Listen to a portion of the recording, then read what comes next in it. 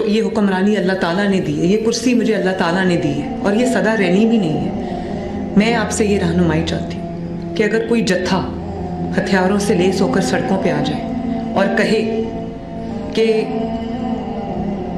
مجھے میری مرضی کرنے دی جائے، ورنہ میں راستہ بند کروں گا، ورنہ میں گولی چلاؤں گا، ورنہ میں ریاست کو یرغمال بناؤں گا، عوام کو یرغمال بناؤں گا، میں نے آج تک نہیں دیکھا کہ کسی نے کوئی کیلوں والا ڈنڈا آپ حضرات میں سے کسی نے اٹھایا ہو، راغب نعیمی صاحب یہاں پر موجود ہیں، یا کسی نے یہ کہا ہو۔ آج تک میں نے آپ حضرات کی زبان سے ممبر پہ کھڑے ہو کے میں نے کبھی یہ سنا ہی نہیں کسی سے کہ کوئی یہ کہتا ہو اس کو مار دو، اس کو جلا دو، راستہ روک دو۔ اور دیکھیں کس لیے، غزہ کے لیے۔ ہم سب مسلمان ہیں، ہمارا اور دل جو ہے وہ غزہ کے، فلسطین کے مسلمانوں کے لیے دھڑکتا بھی ہے، دکھتا بھی ہے۔ فلسطین میں لوگ خوشی منا رہے تھے، یہاں پر اعلان کیا گیا کہ ہم اسلام آباد پہ چڑھائی کریں گے فلسطینیوں کے لیے جو خوشی منا رہے تھے۔ تو مجھے یہ بتائیے کہ کیا یہ آپ جینوئنلی یہ سمجھتے ہیں کہ فلسطینیوں کے لیے وہ مظاہرہ کیا گیا یا مظاہرہ پلان کیا گیا؟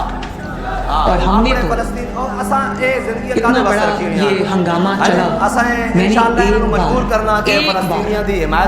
سب مجھے گواہی اس کی دیں گے، ہو سکتا ہے میں غلط ہوں، ایک بار میں نے کسی اس شرط پسند جماعت کے ایک شخص سے بھی فلسطین کے بارے میں ایک جملہ نہیں سنا۔ اگر سنا تو یہی سنا کہ مار دو، یہی سنا کہ ان کو چھوڑنا نہ، ان کو گھروں میں جانے نہ دینا، یہی سنا۔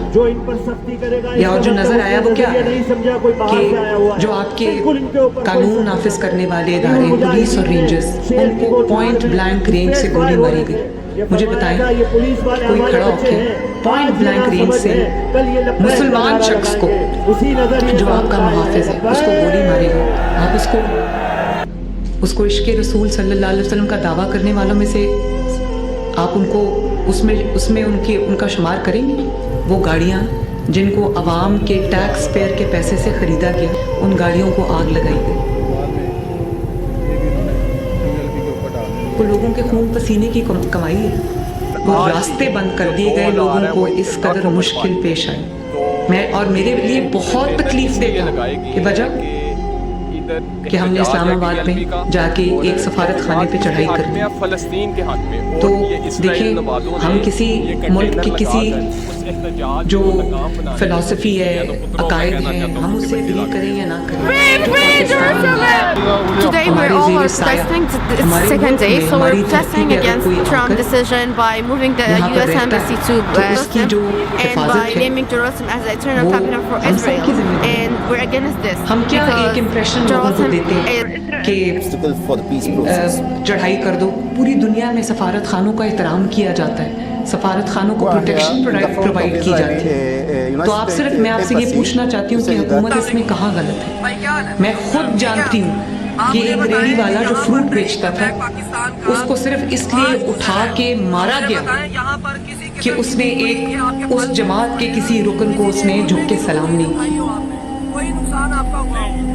یہ میرے پاس آیا ہے کیس، مجھے بہت تکلیف ہوئی اس بات۔ میرے تمام گھر والے، ہم عید میلاد النبی کو ایک عید کے طور پہ مناتے ہیں، گھر جو ہے اس کو اس طرح سجایا جاتا ہے جیسے جناب یہ کہتے ہیں نا کہ اسی بھی بڑے عاشق رسول ہیں، یہ امام علی مقام کے سامنے بھی کھڑے ہو کے کہتے ہیں نا کہ مندے تسی حسین ابن علی ہو، لیکن تنہا یزید دیندا نصر مکی تے کوئی نہیں نا، جو اسلحہ شاید لا انفورسمنٹ ایجنسیز کے پاس بھی نہیں۔ ایک جسم والی لاش 21 گولیوں والی ہے، آپ کے گھر میں کسی کی انگلی بھی کٹ جائے تو کپڑوں پر تو خون لگ ہی جاتا ہے۔ یہ ایک گولی لگنے والے مظاہرین کا حال ہے جن کے کپڑے جسم سب لہو لہان ہیں۔ جب اس کو گاڑی سے اتار کے کس گولیاں ماری گئی، کس گولیاں جس کے جسم میں اتاری گئی، کس گولیاں، اس کا جواب کون دے؟ مگر برطانوی نشریاتی ادارہ BBC تو یہ خبر دے رہا ہے ہتھیار آپ کے پاس کہاں سے آئے؟ FIR کے اور مطابق اتنی سٹیج پر تعداد میں موجود ہتھیاروں سعد کی رضوی نے ضرورت اپنے آپ کو قریب کیوں پڑا پڑی؟ ہوا پسٹل اس کا اٹھا جواب کر کون دے؟ SHO فیکٹری ایریا پر جان سے مار دینے کی نیت اتنا سے کروڑوں سیدھی روپیہ جو آپ کے فائرنگ بکسوں سے جس سے نکلا ہے، آپ SHO کو کے فائر دفاتر سے لگے نکلا ہے، اور وہ زخمی ہو کر گر گئے۔ مدارس سے نکلا ہے، اس کی ضرورت آپ کو کیوں پیش آ رہی ہے؟ میں سمجھنا چاہتی ہوں کہ اس کی ضرورت آپ کو کیوں پیش آ رہی ہے۔ یہ दीन इस्लाम के नाम पर की गई सबसे बड़ी ख़यानत है, और इसको ख़यानत कहना ये अमानत है जिस पे आप भी, जिसके ज़िम्मेदार है, जिसकी ज़िम्मेदार मैं भी। ये भी कहा गया कि 600 अफराद हलाक हो गए, जाँ बहक हो गए, 400 अफराद जाँ बहक हो गए। इतने लोग जाँ बहक हुए तो उनकी लाश कहीं तो नहीं करना। इतने लोग जख्मी हो गए, उनको कोई तो अस्पताल में वो गए होंगे ना, कहीं तो उनकी मरहम पट्टी हो रही होगी। 600 अफराद हलाक हो गए, 500 अफराद हलाक हो गए, और वो तादाद दिन ब दिन बढ़ती जा रही है। भाई मुझे सबूत चाहिए ना कि वो लाशें कहाँ गई अचानक। और आजकल तो आप सब जानते हैं कि आजकल टेक्नोलॉजी का दौर है, सबके हाथ में कैमरा होता है, मोबाइल फ़ोन है तो कैमरा है। वो कौन सी ऐसी कत्ल हुआ है जिसकी कोई मोबाइल की वीडियो नहीं आ रही? तो मैं तो कहती हूँ कि मुझे दे सबूत, आखिर वो लोग कहाँ गए, वो लाशें कहाँ गई, वो डेड बॉडीज किधर गई? भाई क्या हिकमत है, मुझे ये बताएं। हिकमत अमली तो लाए अमल वहाँ होता है जहाँ पर कोई कानून हो, कोई दुनिया में इंसान रहते हो। ये तो जानवरों से भी बदतर है।